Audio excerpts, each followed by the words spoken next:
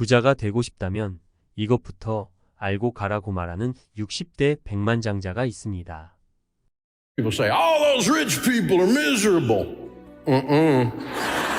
Now, I am not here to tell you money will make you happy, because money will not make you happy. Money will make you more of what you already are. If you're unhappy and you get money, you will be unbelievably unhappy. If you're depressed and you get money, your depression will darken.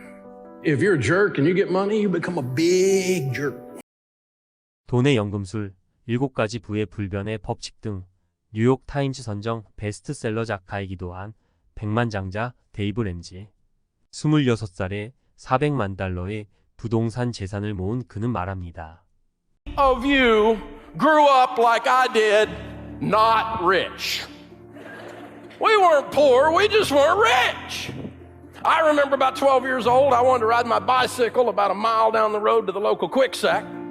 And I was going to go down there and get me an icy. Y'all got ices here? And I came in and asked my dad, I said, Dad, I need some money to go to the quick sack. And my dad said, how old are you? I said, well, I'm your son. I'm 12. And he said, you're 12 years old. You don't need money, you need a job. Y'all know the kind of dad I'm talking about. Some of you had one like that. My dad didn't think that work was a management theory. It was something you did. It was an activity. And so he said, you need to get some money. Where are you going to get some money? And I said, well, some of my buddies are cutting grass. I guess I could cut grass. So he took me, true story, down on Nolensville Road. I grew up in Antioch, Tennessee, just outside of Nashville. Took me down the main drag there in Nashville, Tennessee. Took me to a print shop and printed up 500 business cards, said Dave's Lawns. I said, Dad, this is a little overkill. I just wanted an icy. Came home and he said, you go knock on the closest 50 doors here in the neighborhood and you ask those people with enthusiasm if you can have the opportunity to provide their lawn care needs. Don't you knock on the door and say, you don't want me to cut your grass, do you? So he taught me marketing. We had junior achievement. Junior best be achieving something. So I did. I went and knocked on the closest 50 doors and it worked. Got 27 yards to cut. I was 12 years old. Good to work. Work is a good thing. Proud of my dad for teaching that mean little bald-headed kid that stuff. I graduated from high school. I'm 18 years old. 3 weeks later, passed my real estate license. Started selling real estate. Took off to college and went through college in 4 years, which is what you do if you're paying for it. You don't hang out, you know. It's like every time I stay here longer, it costs more. I figured this out, you know. And so I was working my tail off, getting all the way through college, and I met my beautiful wife, Sharon, and we got married, and we graduated, and we started off our lives broke. How many of y'all remember when you started broke, right? Oh, man, we ain't got money, honey, but we got love. Came out of college, and I went through a couple jobs, and I started buying and selling real estate. I grew up in the real estate business. Mom and Dad were in the real estate business, and I was good at it. And starting from nothing, by the time I was 26 years old, I had about $4 million worth of real estate. A little over $1 million net worth. In my best year ever in that business, I made $250,000 cash taxable income one year. That's $20,000 a month. I don't know where you grew up, the neighborhood I grew up in, that's known as rich. I was having so much fun. It's all tied up in real estate. Man, we spent the next 2.5 years of our life losing everything we owned. We were foreclosed on. We were sued. We were sued so many times, the guy with the sheriff's department that brings the little lawsuit papers, we're like on a first name basis with him. Sharon's making him cookies. And finally, with a brand new baby and a toddler, we hit bottom and we were bankrupt. I didn't know what to do. I was 28 years old. My marriage is hanging on by a thread. Pain is not my preferred method of learning, but it is a thorough teacher. And finally, we were bankrupt. Brand new baby. I remember standing in the shower with it as hot as I could stand it in my face and just stand there and cry because I was so scared. And there was nobody to talk to because I was so ashamed to tell anybody what I had done. Because everybody else has got their act together, right? At least that's what we think until you find out what's really going on behind closed doors. Now, I've got a finance degree, okay? I've got letters and licenses after my name, you know? And I still did stupid with zeros on the end. We started applying these principles to our lives, and it changed our lives.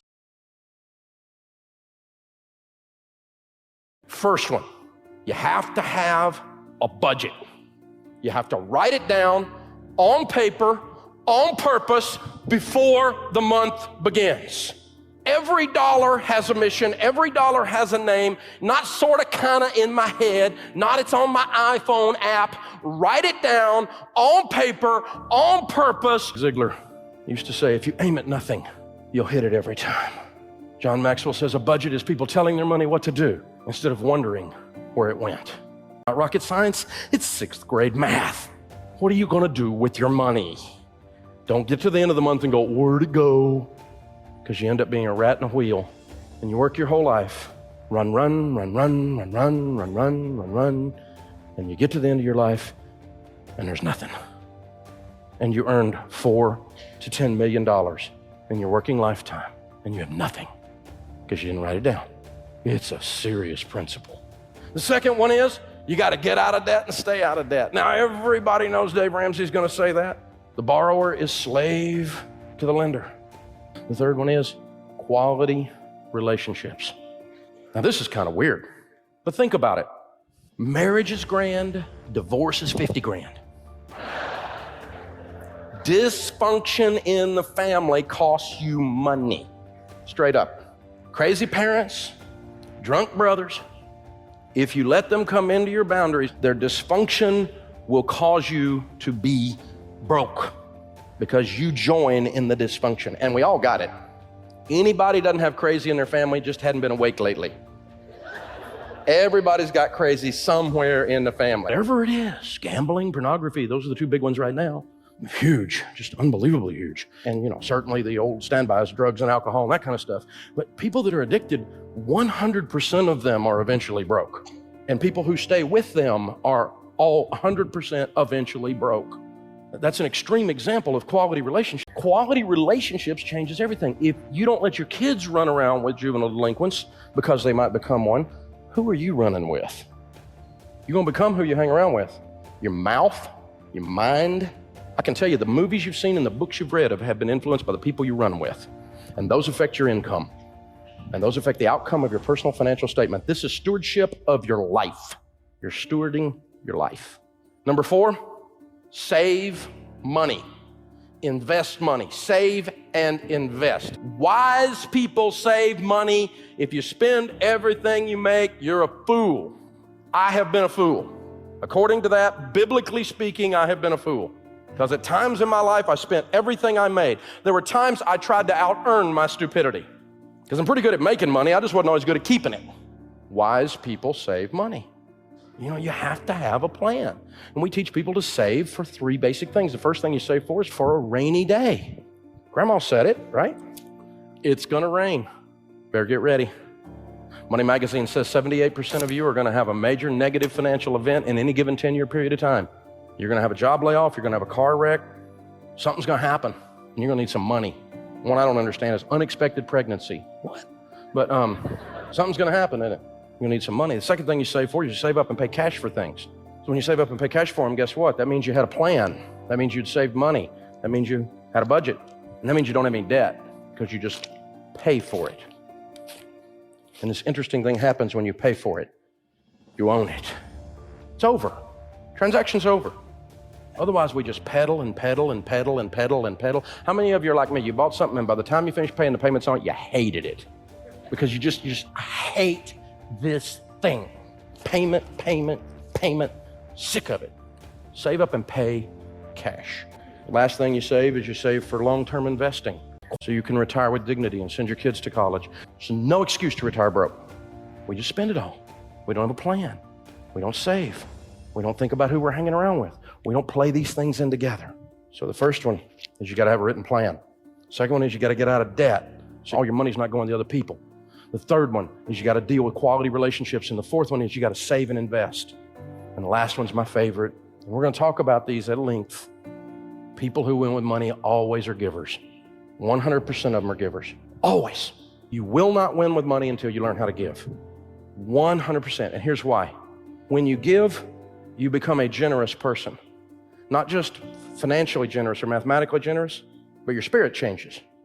You're the person who opens doors. You're the person who carries groceries out to somebody's car. You're the generous person. And generous people fall back into number 3, quality relationships. You see, these things all start to blend together.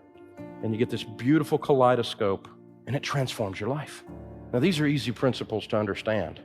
They're hard principles to implement. But when you do, barring a calamity, 100% of the time, it works.